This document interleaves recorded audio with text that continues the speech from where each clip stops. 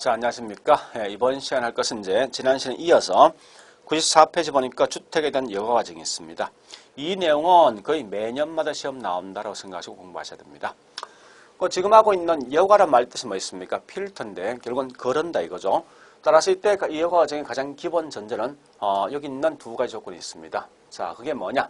첫 번째 구분할 때 고소득 계층과 저소득을 먼저 구분한다. 일단 중간 계층은 없다 가정합니다. 따라서 항상 고소득은 반드시 비싼 고가주택을 가져가고 거꾸로 뭐 있습니까? 저소득은 반드시 저가주택을 차지한다. 이걸 항상 하셔야 됩니다. 그러면 이럴 때 고소득이든 저소득이든 주택 공급은 어떻게 조달받을 것인가는 문제예요. 이게 실제는 가장 중요한 키워드랍니다. 그러면 이때 보니까 신규 주택은 비싼 고가입니까? 그래서 따라서 반드시 신규 주택은 고소득 계층만 차지하지 절대 여러분들 뭐 있습니까? 저소득 계층은 이 주택을 가져갈 수 없답니다. 그러면 소득이 낮은 분들은 어떻게 해서 주택을 공급받을 것인가 하는 건데 반드시는 뭐 있습니까? 고가 주택들은 시간이 경과되면 점점 건물이 노화될 거 아닙니까? 건물이 노화되면 집값 떨어지게 되죠. 이럴 때 그 집을 가져가는데 항상 자주 묻는 게 뭘 묻는가 하면요. 반드시 고가주택 중에서 하향 여과를 통해서 조달받는 거지. 절대 이 말 대신 뭐 있습니까? 상향 여과란 말은 쓰지 마라. 이건 꼭 아시라고요. 자, 그 다음 두 번째. 그러면 가만히 보니까 여과란 게 상향도 있고 하향도 있네. 과연 상향과 하향은 어떻게 구분될 것인가 하는 거예요. 자, 이 구분 기준 분명히 세 개 있습니다.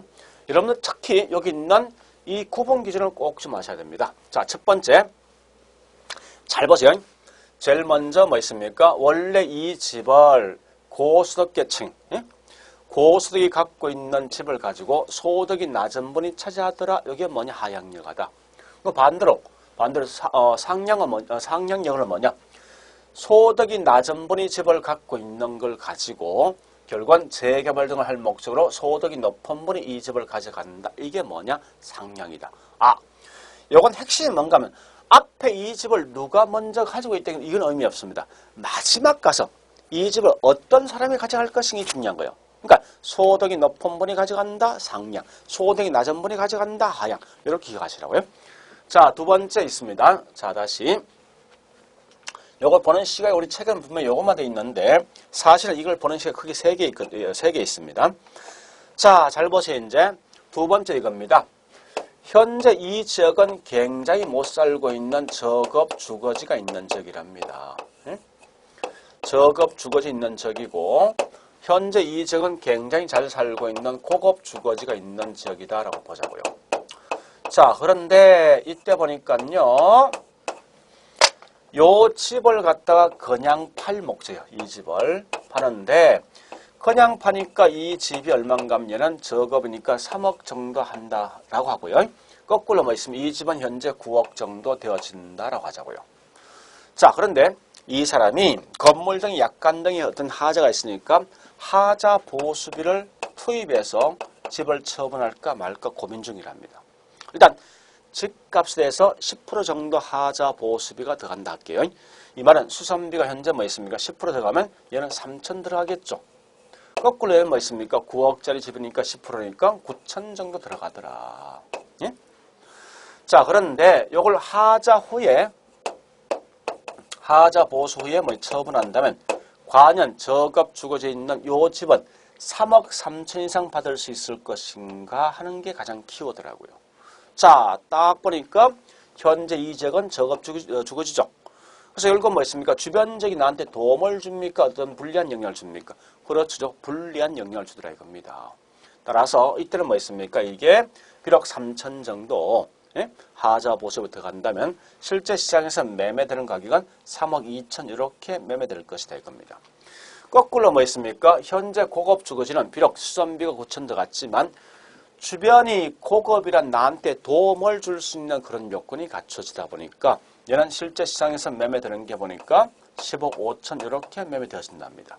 자, 그러면 저급 주거지는요. 수선비는 현재 얼마 정도 들어갑니까? 그렇죠. 3천 정도 들어가지만 하자 보수의 이 집을 팔면 3억 하던 게 3억 2천 정도 파는 거 아닙니까?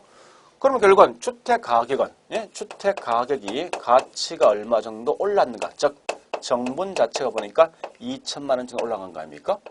그럼 이런 지역은 여러분 같으면 하자 보수하겠습니까? 하지 않겠습니까? 하지 않겠죠. 따라서 결국은 수선비가 더 크면 하자 보수하지 않는 결과 건물은 점점 노후화된다 해서 이걸 뭐라냐? 하향여가.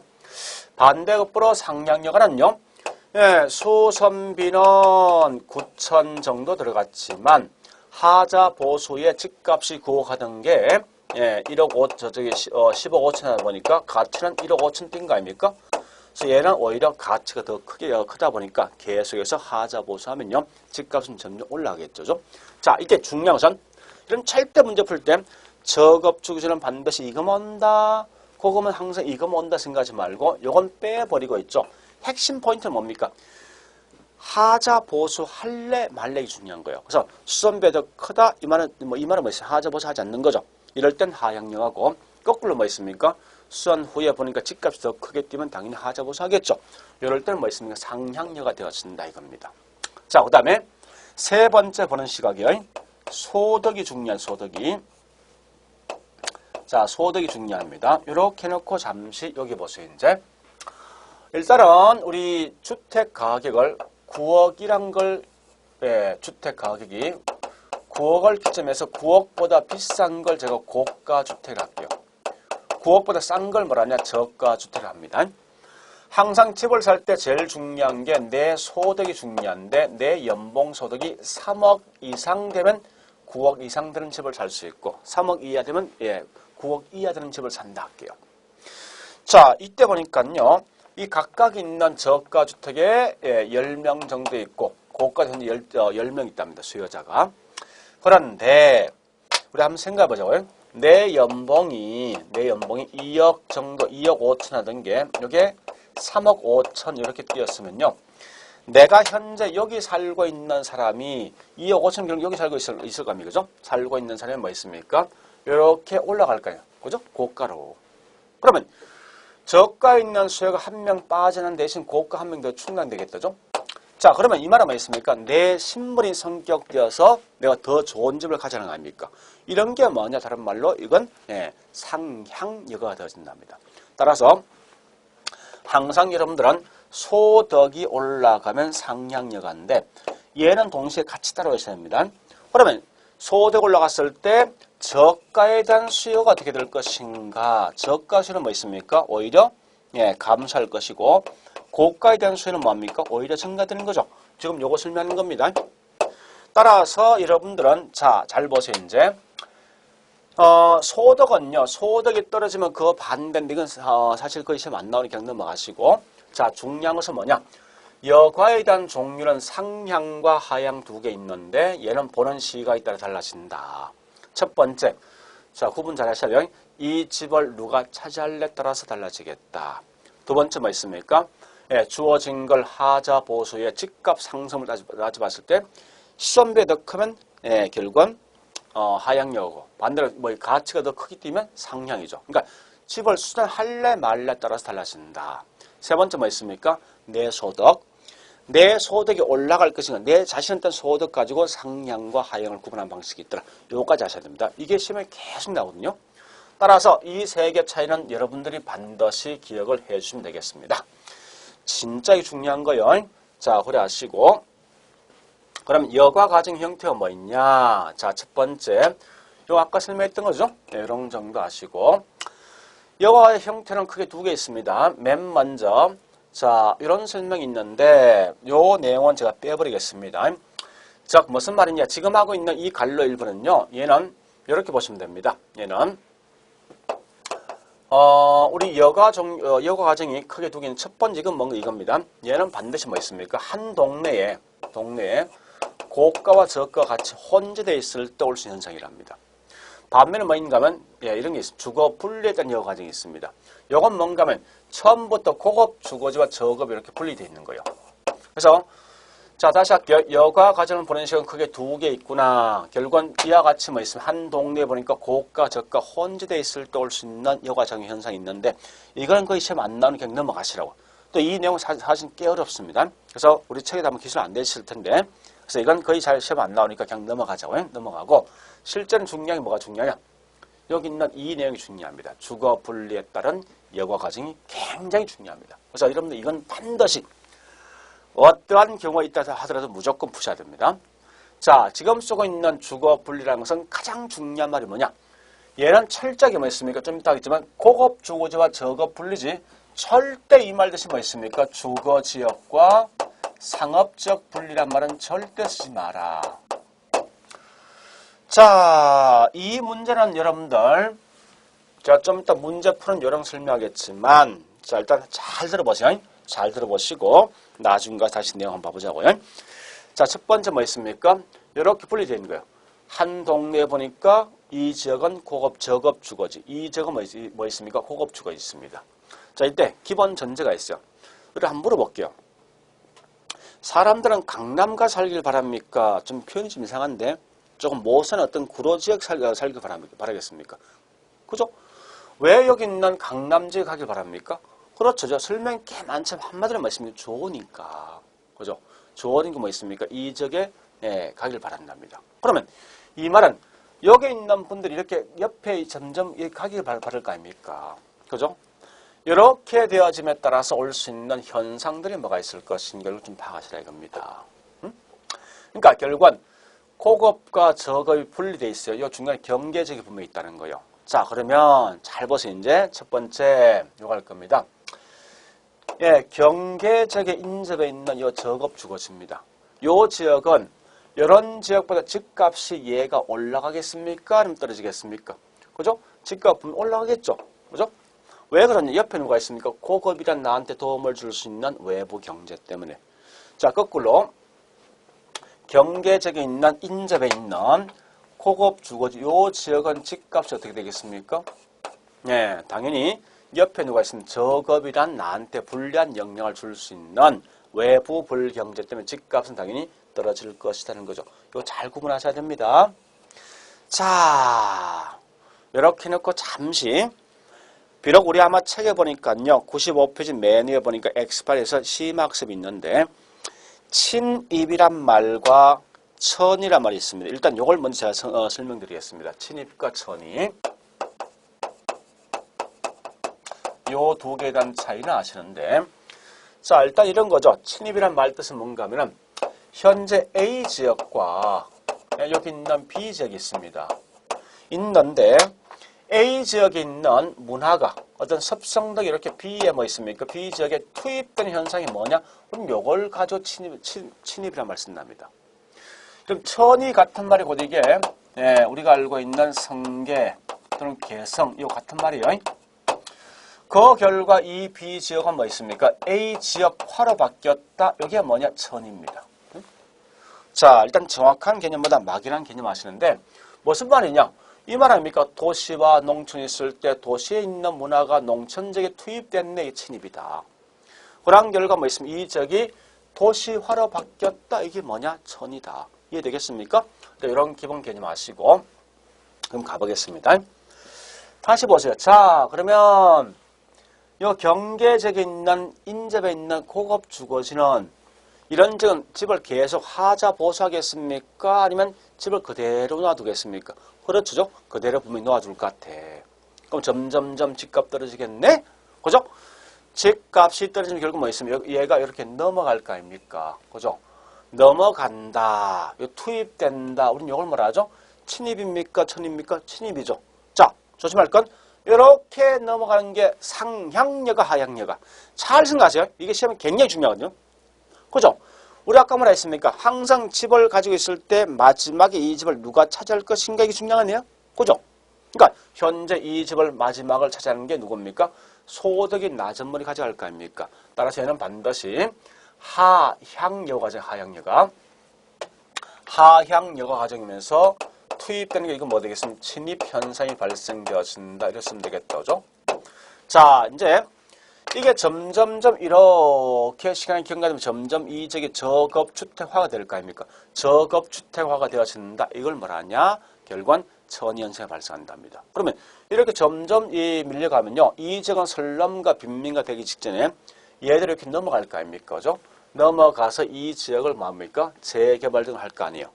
재개발 등 하면 결국 이 지역 뭐 되겠습니까? 고급주택화 되겠지. 고급주택화된 걸 뭐라 하냐? 다른 말로 전이현상이다. 그럼 현재 이 지역을 소득이 높은 분이 가져간 결과 이걸 무슨 역을 합니까? 그렇죠. 이걸 상향역을 한다. 특히 여러분들은 상향과 하향 차이는 잘 하셔야 합니다. 상당히 중요하니까. 자, 그러면 다시요. 자, 이건 그냥 가볍게 하세요.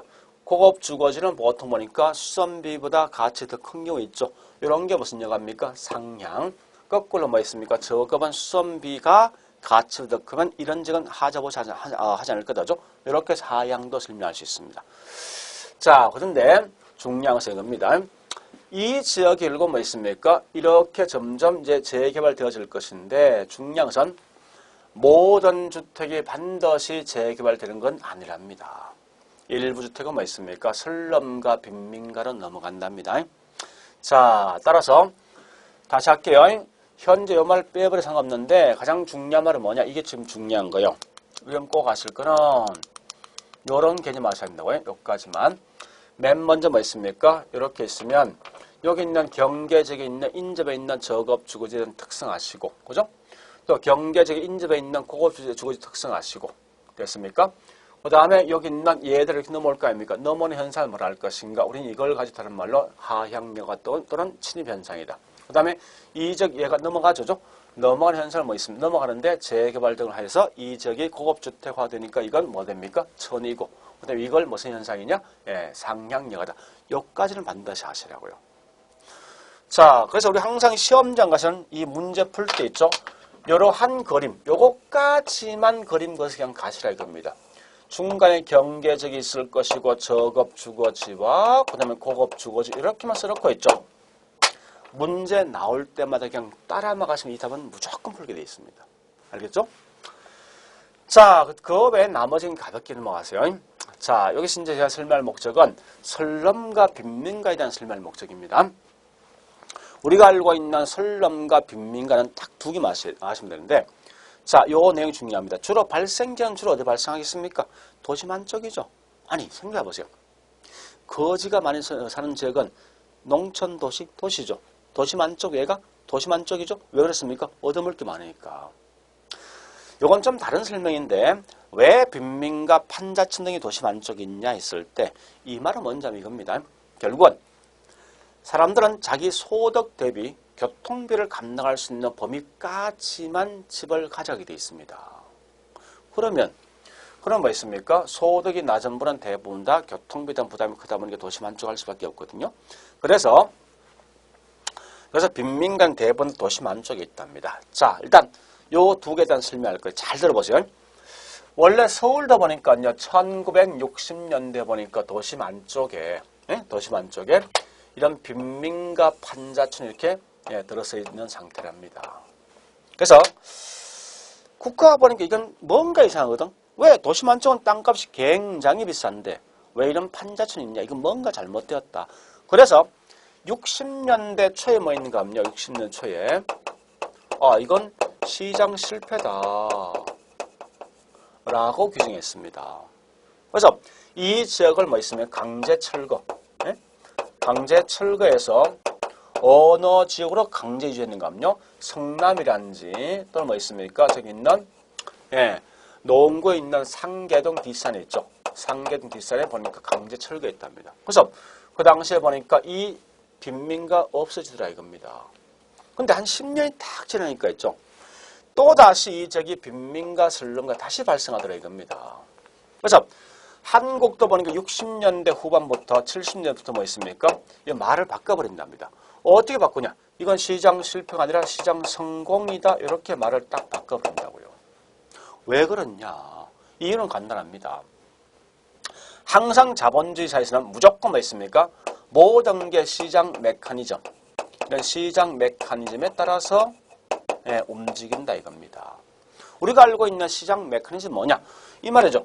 수요가 있는 곳에 반드시 공급이 따라간다 이거요. 이 말 아닙니까? 사람들은 누구나 집을 가지길 바라는데 다만 소득이 낮은 분은 저가주택에 대한 수요가 필요하기 때문에 저가주택에 대한 공급이 존재한다. 이 말 아닙니까 이게. 그죠? 따라서 이건 시장 성공이구나. 절대 시장 실패 아니다. 즉, 이 말 꼭 아셔야 됩니다. 시장 성공이지 시장 실패 아니다. 이거 아시고. 그럼 해결책이 뭐가 있느냐? 분명히 도시 만점에 있으면 빈민가 들어서 있습니다. 들어서 있다 보니까 해결책이 뭐가 있냐 묻거든. 얘는 반드시 뭐 있습니까? 철거 정책이 바람직한 게 아니라 결국은 왜 이런 빈민가 발생합니까? 소득이 낮은 분이 결국은 저가주택을 요구하다 보니까 저가주택이 공급되는 거 아닙니까? 따라서 해결 방식은 주민들한테 뭐 있습니까? 소득만 높여주면 이 문제 해결할 수 있다. 이렇게 해서 그 원형을 파악하시면 되겠습니다. 이해되겠습니까? 그러니까 빈민가 설명은 무조건 요거 시장 성공이다. 해결책이 뭐 있냐? 철거가 아니라 주민들의 소득을 높여주는 방식을 야치 연구하자. 이런 것만 기억하시면 되겠습니다. 이해할 수 있겠죠? 이 내용은 충분히 이해하시고 또 문제 풀면 당연히 맞추셔야 됩니다. 자, 문제 들어갑니다. 자, 첫 번째 가보겠습니다. 주택이 상향 예고되는 것은 소득이 증가되면 상향여가죠. 그런데 뭐라 했습니까? 이때 저가주택에 대한 수요는 뭡니까? 그렇지. 감소하고 거꾸로 고가주택의 수요는 증가되는 거죠. 두 번째, 거주자는 주택 소비량의 정도는 제한된 예산의 효용을 극대화하려는 선택의 문제로 볼 수 있다. 이 말은 뭐 있습니까? 사람들은 자기 소득 있죠. 예산. 소득 하에서 뭐 있습니까? 가장 높은 효용을 얻고자 하는 게 곧 이게 다른 말로 주택 선택에 대한 문제 있더라 이겁니다. 그 다음에 세 번째 뭐 있습니까? 저가주택에 대한 수요 증가는 저가주택 시장의 기존 균형 임대를 뭐 있습니까? 초과수요가 야기시키고 초과수요가 발생함에 따라서 저가주택의 임대는 상승한다. 이건 그냥 넘어가세요. 그 다음에 네 번째 뭐 있으면 이 말 아닙니까? 어떤 지역의 토지 이용에 이질적인 요소가 침입으로 인해서 다른 종류의 토지 이용 변화되는 과정을 전이한다. 이 말이 되겠죠? 현재 A란 지역과 B란 지역이 있는데 A 지역에 있는 문화가 이렇게 B 지역에 투입되는 침입 현상 때문에 나중 가면 이 지역이 결국은 A 지역화가 될 수 있는 전이 과정이 발생한다 이거죠. 자, 마지막에 다시 주택시장엔 불량주택. 자, 불량 나 있습니다.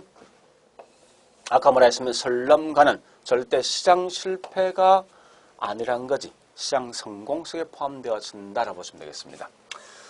자, 실상은 우리 가장 많이 나올 수 있는 문제가 뭐냐? 지금 하고 있는 이 문제가 시험에 제일 많이 나옵니다. 따라서 여러분들은 이 문제만큼은 정확히 푸셔야 돼요.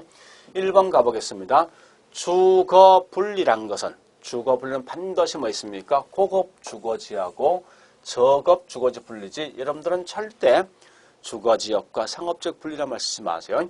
자, 2번 가보겠습니다. 주거분리는 주택 소비자가 정의 외부효과와 편익을 추가하려 하고 부는 뭐 있습니까? 지역에서는 반드시 피하려는 어떤 그런 경향이 있더라.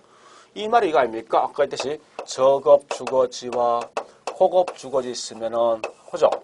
이렇게 있을 때 결국은 사람들은 여기 있는 왜 이 지역에 집값 떨어지냐 했을 때 옆에 뭐가 있습니다. 나한테 불리한 영향을 줄 수 있는 외부 불경제 때문에 결국은 뭐 있습니까? 집값 떨어질 것이고 요 지금 왜 집값 올라가냐 했을 때 옆에 외부 경제 때문에 집값 올라가는 거 아닙니까? 자, 그 다음에 세 번째 잘 보세요. 보수를 통한 가치 상승분이 보수 비용보다 이 말이 뭐 있습니까? 집값이 올라가는 게 보수, 즉 수선비보다 더 크다면 당연히 하자 보수 하죠. 이게 무슨 예가입니까? 그렇죠. 상향여가 되어진다. 이 말 묻는 거 아닙니까? 자, 네 번째 잘 보세요. 고소득층 주거지역과 인접한 저소득층 주택은 이 말 아닙니까? 고급 주거지 인접한 요 지역, 저급 주거지는 묻는 거죠. 이런 지역은 집값 뭐하죠? 올라가죠.